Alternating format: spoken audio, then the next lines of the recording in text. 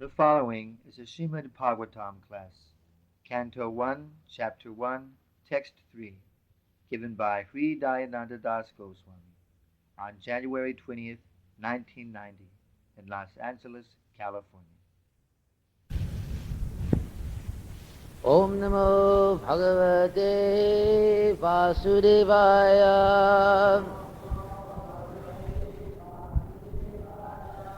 Om Namo Bhagavate Vasudevaya.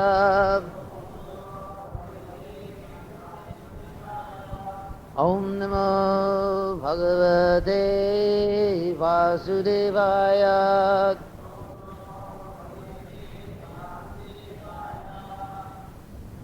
Nigama Kalpa Taror Galitam Phalam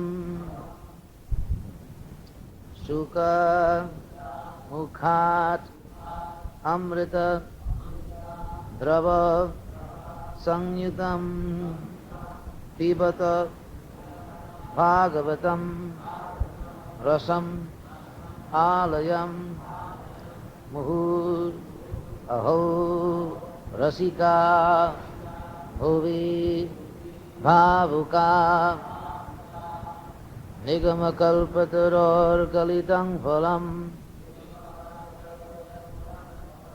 Nigama Kalpataror Galitang Phalam Shukamukadamrita Dravasangyutam Pibata Bhagavatam Rasamalayam Muhura Hura Sikha Bhuvi Bhavuka Muhura Hura Sikha Bhuvi Bhavuka Nigama Kalpataror Galitang Phalam Sukamukadamrita Dravasangyutam Pibata Bhagavatam Rasamalayam Muhura Hura Sikha Bhuvi Bhavuka Nigama Kalpataror Galitang Phalam Sukamukadamrita Dravasangyutam Pibata Bhagavatam Rasamalayam Muhura Hura Sikha Bhuvi Bhavuka.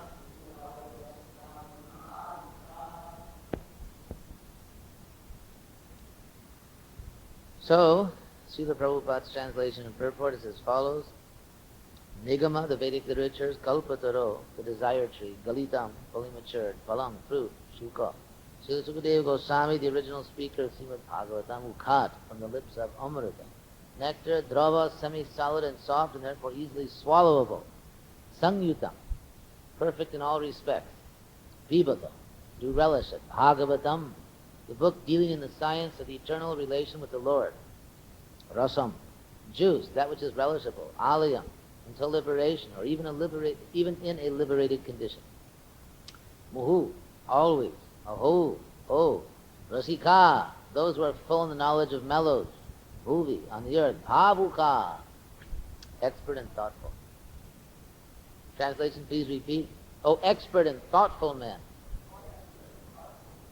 relish Srimad Bhagavatam, the mature fruit of the desire tree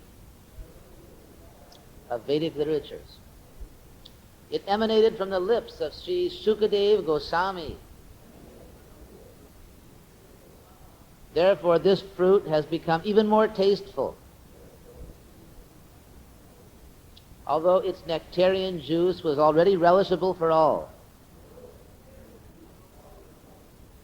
including liberated souls. Prabhupada's purport. The subject matter is so presented through the lips of Srila Sukadeva Goswami that any sincere listener that hears submissively can at once relish transcendental tastes.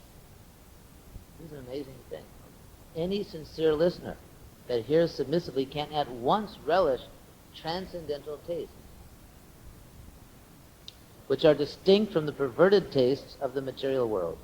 The ripened fruit is not dropped all of a sudden from the highest planet of Krishna Loka. Rather, it has come down carefully through the chain of disciplic succession without change or disturbance. Foolish people who are not into transcendental disciplic succession commit great blunders by trying to understand the highest transcendental rasa, known as the rasa dance, without following in the footsteps of Sukadeva Goswami, who presents the fruit very carefully by stages of transcendental realization. One should be intelligent enough to know the position of Srimad Bhagavatam by considering personalities like Sukadeva Goswami, who deals with the subject so carefully. This process of disciplic succession of the Bhagavata school suggests that in the future also Srimad Bhagavatam has to be understood from a person who is factually a representative of Srila Sukadeva Goswami. So this is an obvious point. Prabhupada says that if you consider how much care has been taken up till here, it stands to reason, it's logical, that you have to continue to be so careful. In other words, let's say you see some people delivering something to you, and there are several men carrying it very carefully. They're making sure it doesn't bump into anything. And so they finally come and give it to you, and you just grab it with a pair of pliers. It's not like that. The fact that the men are coming so carefully and very fearful of bumping it or breaking it means, isn't it, if someone delivers something like that to you, automatically you get into that same mood and you also get real careful and don't bump it. It's natural, it's common sense. So this is the point Prabhupada's making here. He says that this process of disciplic succession, which is so precisely and carefully done, of the Bhagavata school, suggests that in the future also Srimad Bhagavatam has to be understood from a person who is factually a representative of Srila Sukadeva Goswami. A professional man who makes a business out of reciting the Bhagavatam illegally is certainly not a representative of Sukadeva Goswami. Such a man's business is only to earn his livelihood. Therefore, one should refrain from hearing the lectures of such professional men. Such men usually go to the most confidential part of the literature without undergoing, because that's the part that's going to get the customers, you know. It's a question of marketing. If you're preaching, so-called, not really preaching, but if you're lecturing or reciting the Bhagavatam just for money, then naturally you're going to come out with your best product. You're going to come out with whatever is going to get the most customers. So how many customers are there to understand the three modes of nature, and you're not the body, and philosophy? Although for us these things are fascinating, but for the spiritually brain-dead materialists, they're not so much interested. So therefore, if you talk about sex and the parts of a woman's body and embracing, especially in a country like India, we also have to, in order to understand this phenomenon of the rasa dance, we have to remember that we're dealing with a more cultured society in which people aren't completely jaded by pornography. You don't see all kinds of naked women on billboards everywhere you look. You don't go to school with girls running around in their whatever. It's not like that. It's a society where, just like, for example, to give you an idea of the impact of these things in a more sane, cultured society, just like if we, let us say as devotees, if, just like there was some play, we saw a man and woman embracing. So it was very shocking, actually, everyone was very shocked by it. So it's a very shocking thing. So in the same way, in the context of a very sane and cultured society in which boys and girls are separated and people are very strict, to suddenly hear about the parts of a woman's body, embracing, kissing, so on and so forth, it's pretty heavy. And so therefore the professional Bhagavatam reciters, that's the type of impact they have in the Vedic culture. They're not Vedic culture, but preying upon, let us say, Vedic culture, they begin, because it's marketing, so your considerations, what's going to sell more, what's going to make money, and then just come out with it. Never mind the spiritual quality, just what will people buy. So this kind of mentality will ruin the recitation of the Vedic literature. That's what Prabhupada says. That's why they go to the rasa dance, because that's how you make a fast buck. like being a porno lawyer. You make a lot of money, and so that's actually the phenomenon that Prabhupada is talking about here. And of course, some preachers may be a little more circumspect or modest.Ey're not going to come out with sex literature or sex lectures in the name of Bhagavatam, but we have to be careful. But we have to be careful not in any way to be contaminated, that I want to be a famous preacher. I want to have many followers. I want many disciples. I want lots of money. I want this. I want that. Therefore, let me compromise my principles. So this, of course, is the most gross instance of, not that's the most, but a very gross instance of compromise. And of course, it follows down the line. So anyway, Prabhupada said a professional man is out as an actual speaker of the Bhagavatam. Therefore, one should refrain from hearing the lectures of such professional men. Such men usually go to the most confidential part of the literature without undergoing the gradual process of understanding this grave subject. They usually plunge into the subject matter of the rasa dance, which is misunderstood by the foolish class of men. Some of them take this to be immoral, while others try to cover it up by their own stupid interpretations. They have no desire to follow in the footsteps of Srila Sukadeva Goswami. When you hear the rasa dance, even from Prabhupada, from someone who's completely pure, whose heart is completely pure, then by hearing about it, it increases your desire to serve Krishna. It doesn't increase your desire to enjoy the material body. It actually increases. So this is like a good 1-2 punch for really getting the Kali Yuga into full swing. You know, these professional Bhagavatam reciters going to the rasa dance, and you know the Prakrit Sahajyas that say, well, I'm really inspired now, so now I'm going to really go out there and express all my ecstasies. So it's a good 1-2 punch for the personified Kali. The difference is, it's very simple. Prabhupada said there's only two things, darkness and light. So the light is that you want to serve Krishna. So vai pungsang paro dharma. This is paro dharma. Ahaitukya pratirata bhakti. And darkness means you want to serve your senses. So the result of unauthorized recitation is people are encouraged in sense gratification, and by hearing the same story from a pure devotee, people are encouraged to serve Krishna.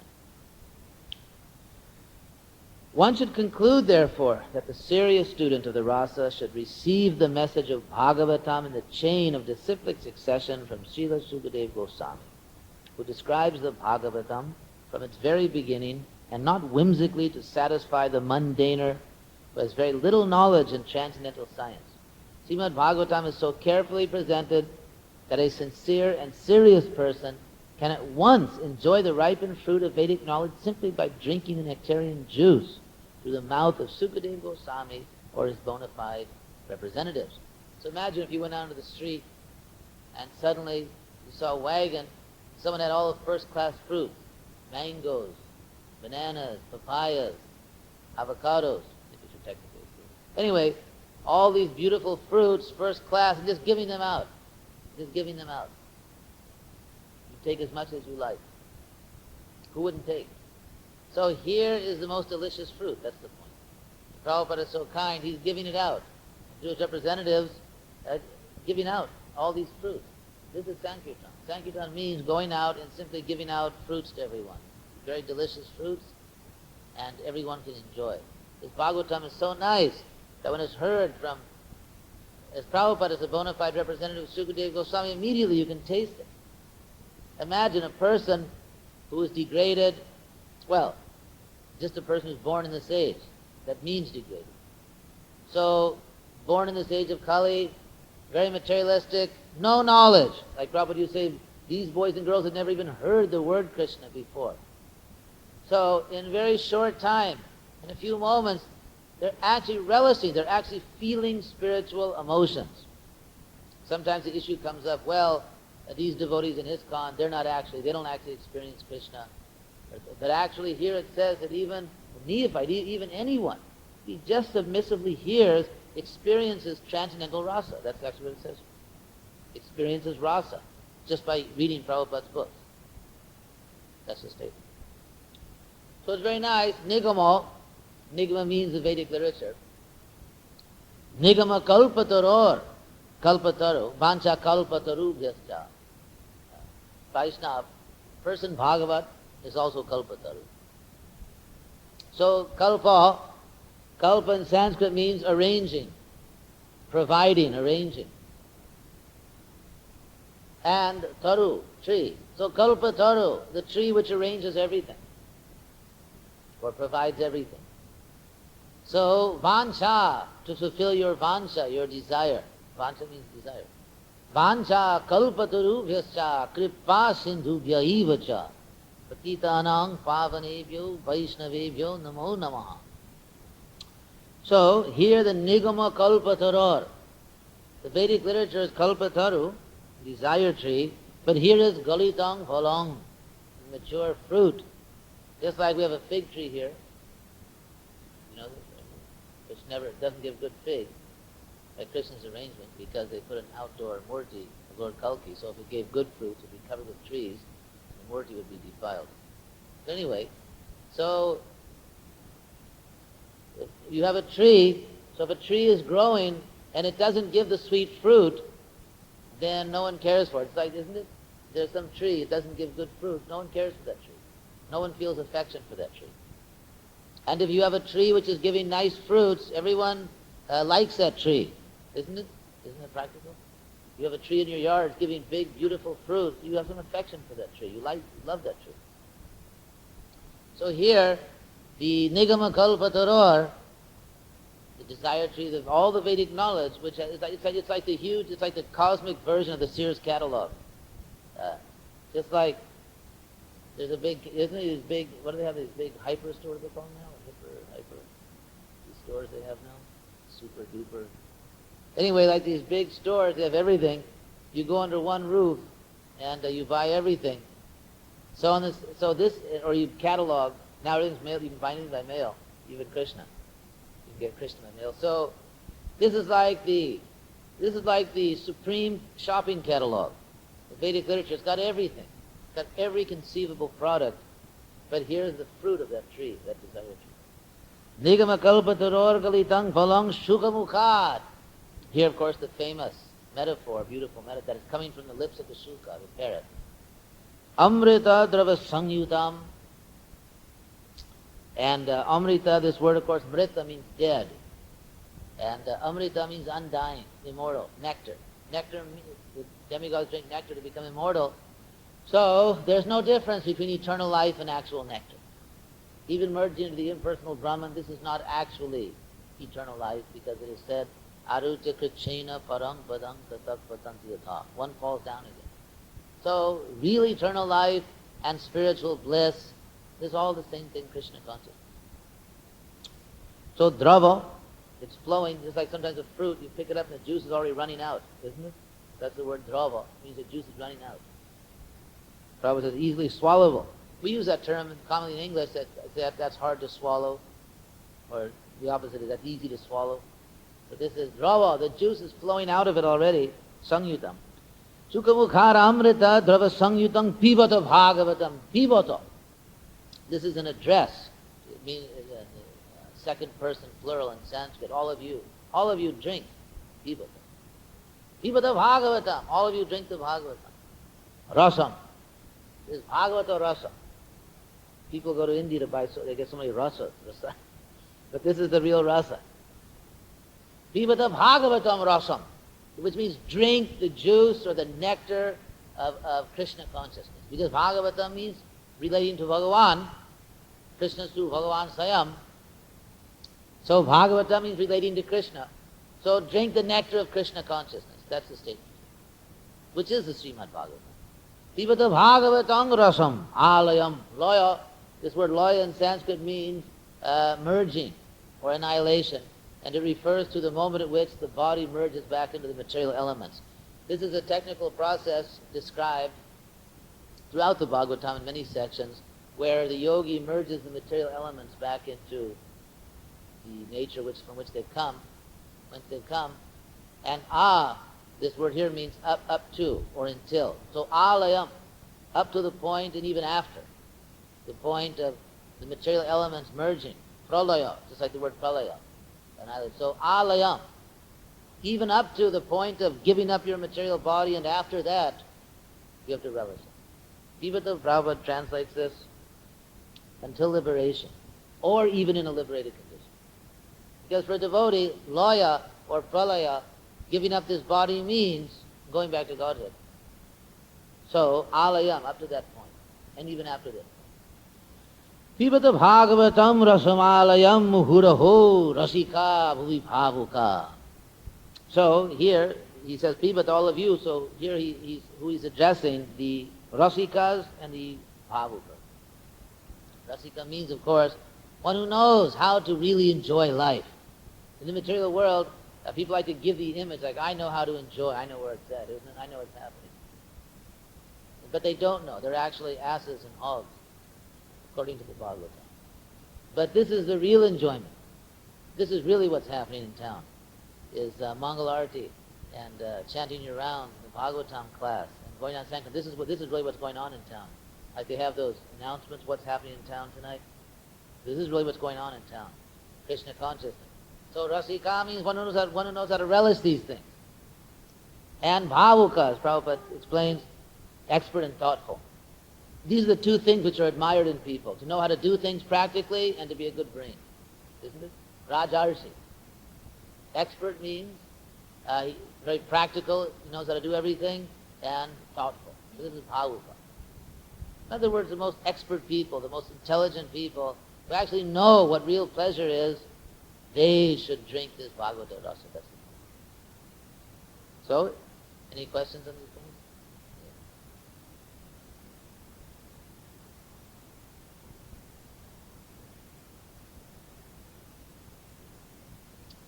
Yes, Prabhupada says a parrot puts its beak in the fruit, but doesn't corrupt it. It rather increases the flavor. So the cyclic succession is so nice that as it's passed down, down, down, it's getting sweeter. Every bona fide preacher that touches it, it gets sweeter. So that's it.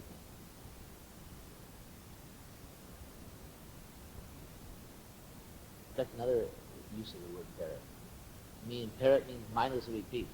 Polly wants a cracker. Polly wants, so what does he know what Polly is? A cracker. So, in other words, a parrot mindlessly, of course in that case they may reward him with a cracker every time he says that. He does associate certain sounds.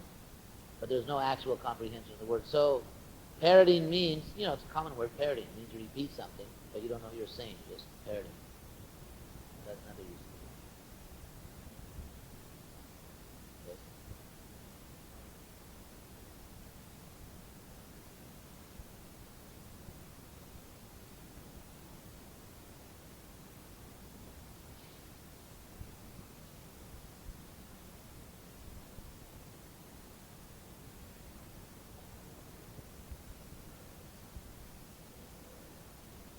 Yes.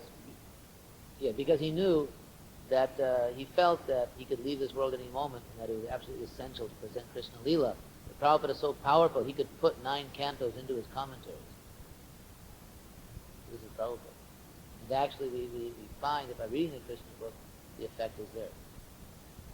The effect is there. So, his preaching is very powerful. Prabhupada could do that. I just heard a very nice story that just on the subject of preaching, that in Mexico they publish a newspaper, Krishna conscious newspaper, and there was one article they had which they took from BTG on abortion, a Krishna conscious article, and one lady read that article and she was just about to have an abortion and she canceled it. So that was very nice. That actually some child was about to be murdered and was saved just because someone read an article. So. And also yesterday we were walking at UCLA, Ramarendra and I go and we chant japa and take a little walk there in the afternoon. So some man came up to me, this is a 30-year-old student carrying a book. And as I was walking by, he stopped and looked at me and said, "Did you come here for money?" So immediately I kind of put on guard, felt a little insulted. So I said, what did you say? He said, "Did you come here for money?" I said, "No, I didn't come here for money." He said, "Oh, really? Well, can I make a donation anyway?" So then I realized he actually was trying to make a donation, so then he just gave me the donation. It was a modest donation, but thought that counts. So actually, anyway, the preaching is so nice. We just have to spread Krishna consciousness. Okay?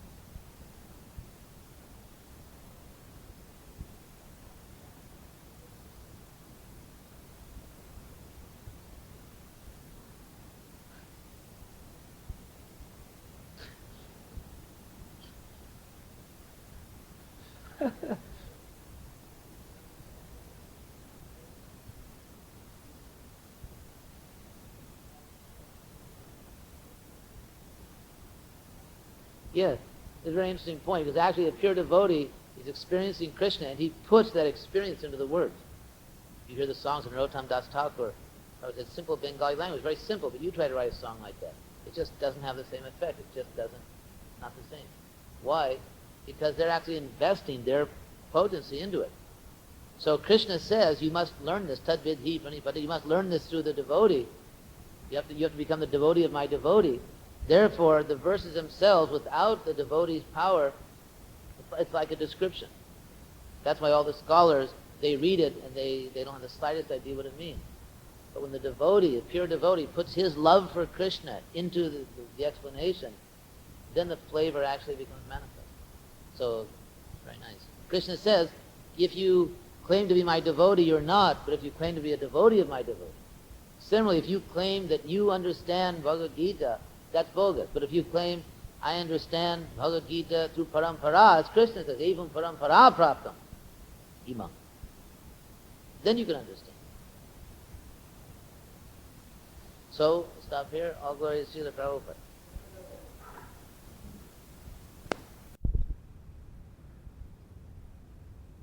The following is a Bhagavad Gita class, Chapter 5, Text 20, given by Sri Dayananda Das Goswami on January 20th, 1990, in Los Angeles, California. Please repeat. Na Pradeshi Priyam Prapya Na Udije Prapya Cha Apriyam Stira Buddhi Asamurdho Brahmavid Brahmani Stitaha Na Prashyet Priyam Prapya No DJ Prapya Cha Priyam Stira Buddhi Rasamurdho Brahmavid Brahmani Stitaha. So Srila Prabhupada's translation and purport is as follows. None never propitiate, rejoices, priyam, the pleasant, prapya, achieving, na does not udijate, become agitated, prapya, attaining, cha also apriyam, the unpleasant, stira buddhi, self-intelligent, asamudha, unbewildered, brahmavit, one who knows the Supreme perfectly, brahmani, in the transcendent, stitaha, situated. So Prabhupada's translation, perhaps you can all repeat. A person who neither rejoices upon achieving something pleasant, nor laments upon obtaining something unpleasant, who is self-intelligent, who is unbewildered, and who knows the science of God, and who knows the science of God, is already situated in transcendence. is already situated in transcendence. The person who neither rejoices upon achieving something pleasant nor laments upon obtaining something unpleasant, who is self-intelligent, who is unbewildered, and who knows the science of God, is already situated in transcendence. That was Srila Prabhupada's purport. The symptoms of the self-realized person are given herein. The first symptom is that he is not illusioned by the false identification of the body with his true self. He knows perfectly well that he is not this body, but is the fragmental portion of the Supreme Personality of Godhead. He is therefore not joyful in achieving something, nor does he lament in losing anything which is related to his body. This steadiness of mind is called sthira buddhi, or self-intelligence.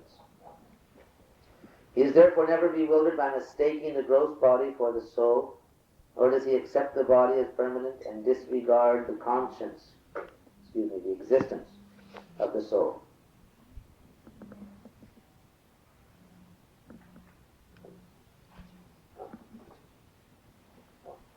This knowledge elevates him to the station of knowing the complete science of the absolute truth, namely Brahman, Paramatman, Bhagavan. He thus knows his constitutional position perfectly well, without falsely trying to become one with the Supreme in all respects. This is called Brahman realization, or self-realization. Such steady consciousness is called Krishna consciousness. Om jnana tamirandasya jnanam jana salakaya Chakshuru Militang Jena Tasmai Sri Gurave Namaha. I was born in the darkness of ignorance, but my spiritual master opened my eyes with the torch of knowledge. Therefore I offer my respectful obeisances unto him. Na prahishe priyam prapya, no tije prapya chapriyam, stira buddhi asundho.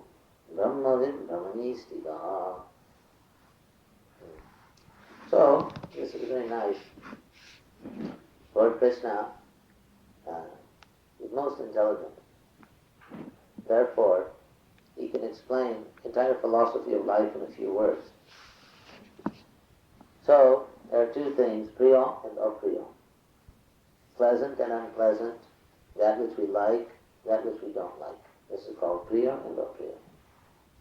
Normally, when we get what we want in this world, then this produces a feeling called harsha, or praharsha, meaning joy, jubilation, excitement, pleasure. And when we encounter something we don't want, some loss, then our condition is udvega. Udvega means the mind is disturbed. Now, the Krishna conscious person is supposed to be above these things. So his priya and apriya are on a different platform. That's the point.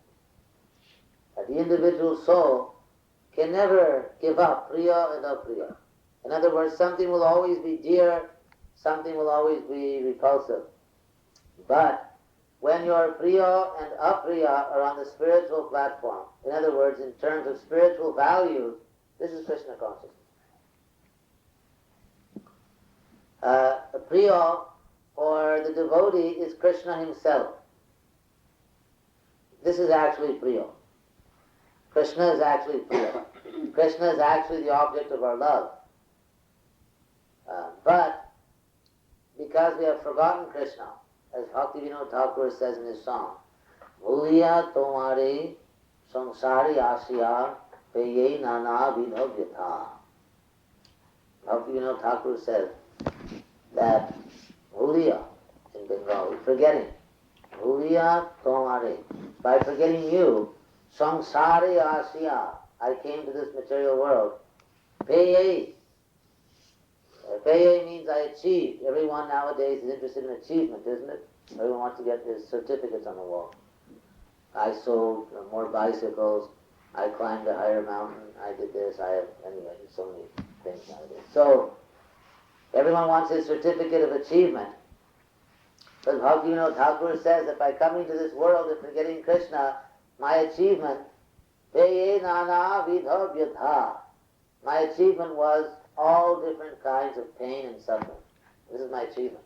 So you can put a certificate on the wall. This is the achievement. Janma mrityu jara vyadhi. These rascals are putting so many certificates on their wall. They should put this certificate, Janma mrityu jara vyadhi. That I'm a first-class rascal, and therefore I've taken birth, I'm growing old, I'm becoming diseased, and I'll die. They should put this. So, this is actually our condition. So, as Prabhupada explains, actually everything in this world is apriya. Everything in this world is unpleasant. But because we are conditioned, we think something is priya in this world.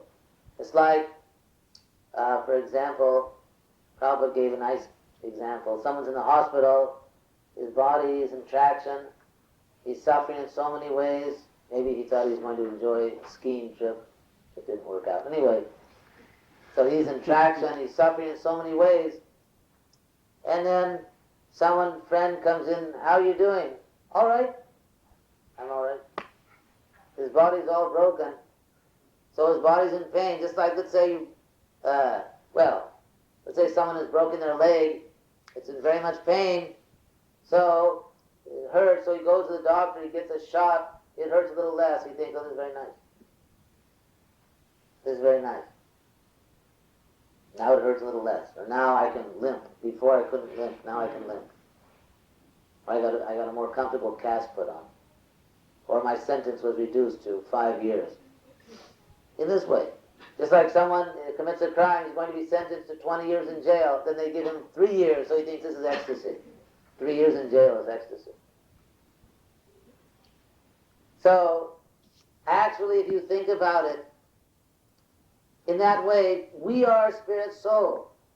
Lord Krishna clearly says in Bhagavad Gita, Mamaivangsha jiva loke jiva bhuta sanatana. We are living beings. Bhuta means being, creature. Jiva, living beings. We are all jiva bhuta. So Lord Krishna says, Mama eva, mine only. This word eva in Sanskrit means only. Only. Simply. Just that. So Lord Krishna says, Mama eva. Mama eva. It is simply mine. They are simply mine. Mama eva. Angsha. We are angsha. We are little particles of consciousness. No one can say he is purana, some purana. No one can say he's complete. Just like you know what you're experiencing. I know what I'm experiencing. But if you don't know what I'm experiencing, I don't know what you're experiencing. We may try to read the faces or imagine, but people even deceive themselves what to speak of others. Anyway, everyone is only angsha. Who can deny that he is angsha? Who can deny that he or she is a particle of consciousness? So everyone is a particle of life, spark of life. So, Shastras, Lord Krishna says, Mama eva angsha. That little particle of life, each of us a little particle of life, is mine, belongs to me. Mama eva angsha jiva loke, in this conditioned world. Jiva bhuta sanatana. We are eternal. We are not temporary. We are eternal, but manakshastani indriyani. Manakshastani indriyani means indriyani, the senses. Manakshastani, shashta means 6. The senses which become 6 with the mind. In other words, everyone knows there are 5 senses. So the senses which are 6, including the mind. Manakshastani. Shastani means 6. Manakshastani indriyani. Prakriti sthani karshati. And now our senses are prakriti stha. They are standing. Stha means standing. They are standing on prakriti. The senses are meant for Krishna. The eyes are meant to see Krishna. The ears are meant to hear Krishna. The That's why if we are creations of God, no one can deny this. That means we are made to experience God. Your not only your material eyes. Now you have a particular anatomy. Everyone has a particular physical body. So the physical body you have now, that's one thing, but you have the power of vision. Just like, for example, I look through these glasses, so I can wear thousands of different glasses, but it's the same eyes looking through all the different glasses. So similarly, in this body, Lord Krishna, this is all explained in Bhagavad Gita. In this body, you have this set of eyes, your last life, you have another set of, just like you change your glasses. So every body, you get a new set of eyes, new set of ears, nose, tongue, everything. But there is an eternal capacity, or an eternal faculty of sight, of touch, of hearing, of smell and taste, which is there in the soul, and which expresses itself or functions through the particular set of senses that you've acquired in this life. That's the point. So, when Krishna says, Manaksha stani indriyani prakriti sthani, this is a problem. The senses are meant, by senses, your original power to see. The soul has the power to see in this or that body. Just like now, let's say you have the power to see. So we're in this house, we look out the window. You can go in millions of houses and look out millions of windows, but it's the same sight. So, now the senses are prakriti sthani. They're standing, or they're situated in matter, in prakriti. So, the senses are meant to be Krishna sthani. They're meant to be fixed in Krishna. Anyway, so we are part and parcel of Krishna. We are meant to serve Him. Prabhupada also explains this point. Yadha taror mula nisechanena. Just as by watering the root of the tree, taror mula. Yadha taror mula nisechanena tupyanti tatskanda bhujopasaka. Just as by watering the root of the tree, you water the whole tree. Everyone has experience. Everyone must have a tree in their yard, isn't it? That they water sometimes. So, the mula. So what is the Jagat Mula? What is this Jagat Mula? What is the root of the entire universe that is Krishna? Anyway, we are meant to serve Krishna. We are part of Krishna. And that is actually Priya. The Priya means Ananda. Ananda, pleasure. Everyone wants pleasure. So that pleasure is there in the soul, and it is awakened in contact with Krishna. Just like, let's say you are a spark of a fire. Actually, that is the fact. We are Vispulinga. Vispulinga means in Sanskrit spark. So there's a verse in Vedic literature that says, what is that? Eka desha stita shagner jyotsna vistarini jatha. You know this verse? That Agni, the fire, is Eka desha stita. It is in one place. Eka desha, those who from India understand this language, simple language. Eka desha stita. It is in one place. Eka desha stita shagner, the fire, jyotsna, but the light, the heat and light, vistarini, is spread all over. Jyotsna vistarini jatha. Jatha. This introduces an analogy. Just as. So just as a fire is in one place, but it spreads its heat and light everywhere. Parasya Brahmanak Shakti. In the same way, the Shakti of the Param Brahma, the absolute truth, the supreme absolute truth, is one, but his Jyotsna, or his Shakti, his power, his energy, is Vistarini. It is spread everywhere. It's a very nice example. Eka desha stitasyagnir jyotsna vistarini jatha parasya brahmanak shakti didhedam akhilam jagat. Idam akhilam jagat, this whole universe is nothing but the jyotsna, or the shakti, the expansion of the energy of the Lord, who is one. He's in Goloka. And Goloka eva diva satya khilatma bhuta. He's in Goloka in one place, but his potency is everywhere. Now, therefore everything is one with God, but it's different. Just like if you have a fire, you feel the heat of the fire, that heat is nothing but the expansion of the fire, but it's not the fire. You want like you have this fireplace. So you want the heat. You don't want the fire on your head. You want the heat. So in one sense, the heat is nothing but the Shakti of the fire, visari, distributed. But on the other hand, it is different. So taking this analogy one step further, that Lord Krishna is like Param Brahma, supreme fire, and we are the expansion of that fire. So the Vispulingo, the spark of the fire, as long as it remains in the fire, it's also fire. If the spark is in the fire, it is every bit, it is 100% fire. But as soon as it comes out of the fire, it's extinguished. Because it's angsha, it's a little part. It has no power to exist separately. So there are two words in Sanskrit which are, Swatantra and Paratantra. You know these words? Swatantra, Paratantra. Tantra means ability to make arrangements. So Swatantra means one who depends on oneself. This is called Swatantra. And Paratantra, depending on others. So Ekale Ishvara Krishna, the only actual Swatantra or self-reliant person is Krishna, and Arsa. Everyone else is Bhritya. Everyone else is being maintained by Krishna. Eko bahunam jo vidadhati kama.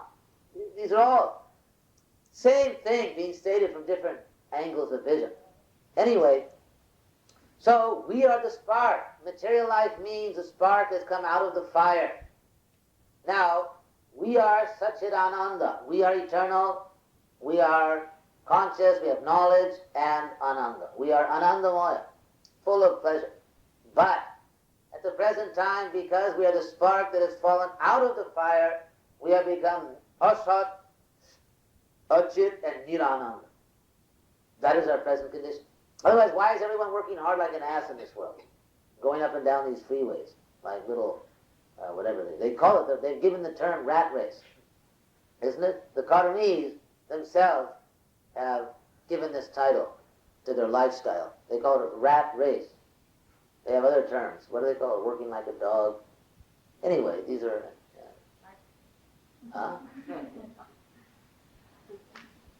Yeah, they've given these titles to their lifestyle. Rat race.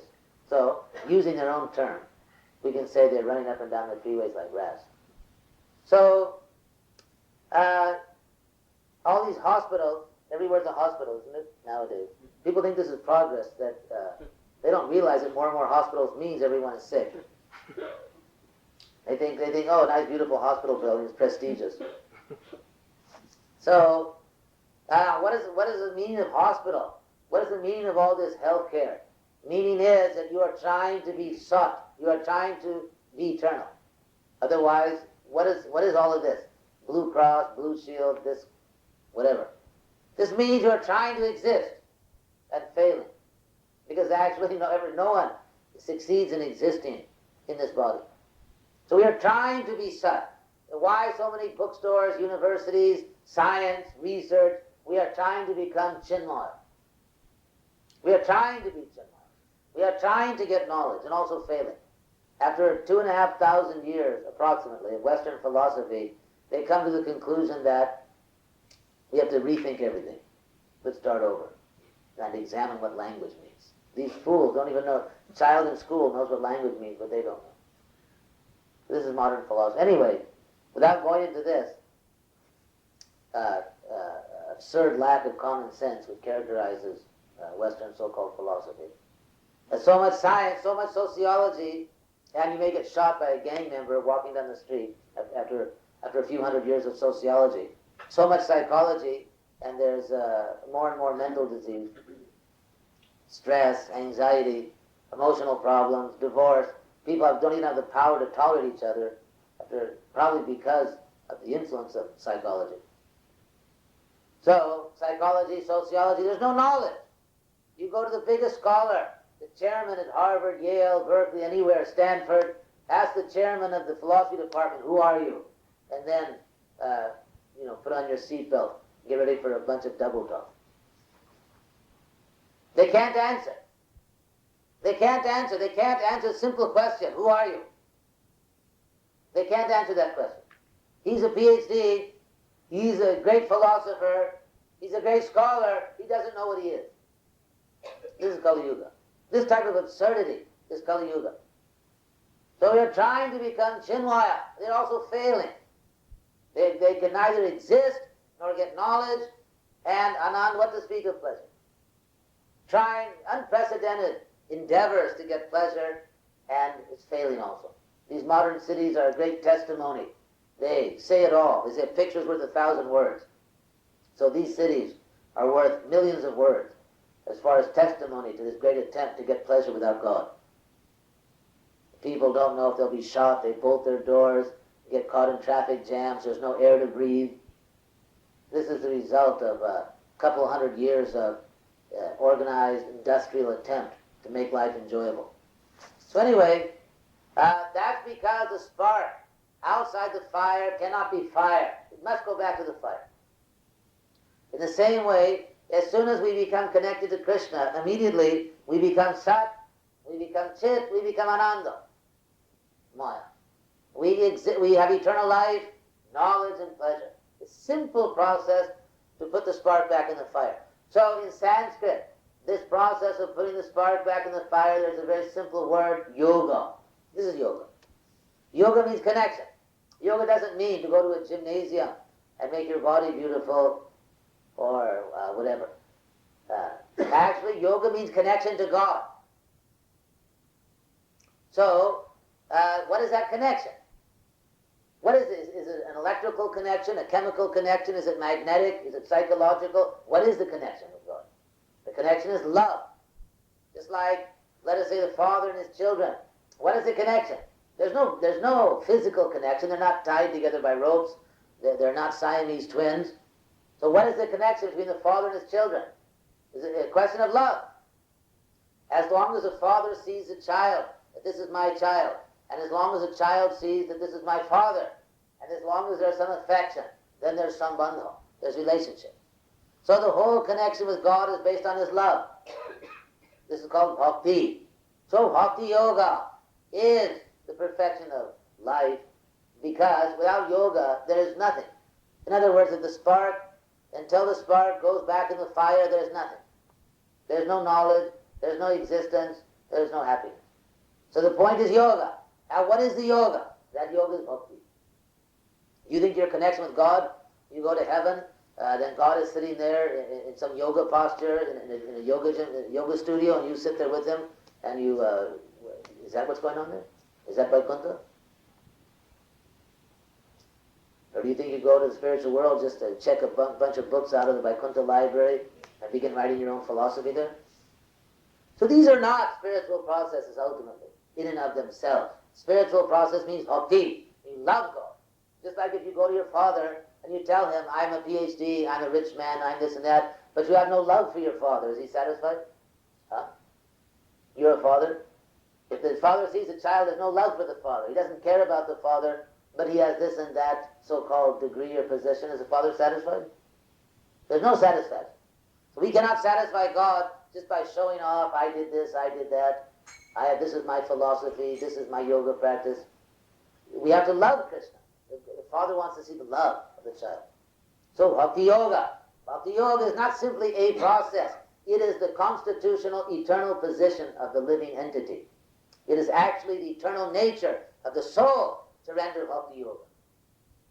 Now, our Bhakti Yoga may be sadhan, vaidhi, so many vidhi, so many rules and regulations, yama, niyama, following rule. But when you become more advanced, raganuga, in spontaneous love, but either here, as I say, as above, so below, as on earth, so in heaven. So just as in this world, we are engaged in Bhakti Yoga by regular practice, so when we become completely Krishna conscious, the Bhakti Yoga goes on. There's no point at which you are not connected to God, and there's no point at which you do not love God. Therefore, there's no end to yoga, and there's no end to bhakti. So Bhakti Yoga is not simply one of the processes of Bhagavad Gita. It is the eternal nature of the soul. And that is why Krishna says, Bhaktya mam abhijana. You can know me by bhakti. He never says jnanena. He never says yogena. He says bhakti yogena. Yoginam api sarvesam.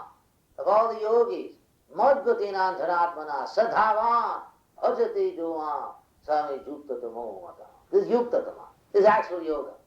Anyway, sarvadharan parityaja mamekam saranave. Those who know Bhagavad Gita, those who don't know, of course, still give their commentary. But those who know the Krishna is telling you, manmana, bhava, he says, bhava. It's very simple in Sanskrit. Bhava is the imperative, second person, singular imperative of the verb to be. You be. Madbhakta, my devotee. This is Krishna's command, that you become my devotee. So, this is the eternal nature of the soul. Therefore, this Krishna consciousness movement is so nice, because both the means and the end are perfect. Anyway, so I'll stop here. Any questions on these points? Yeah. It's a question on a different point. In India, some people worship Lord Shiva as God, and since I'm not from India and I never studied this subject matter, I was wondering if you could give me a brief explanation from what background did they come to that conclusion when we read in the Bhagavad Gita and Srimad Bhagavatam and in our literatures, of course, that there's never any mention of that. So I was wondering what literature gave them this inclination to worship Lord Shiva as God. And then also other people worship other. People are not interested to know what is involved. The people want to know how they can satisfy their desires.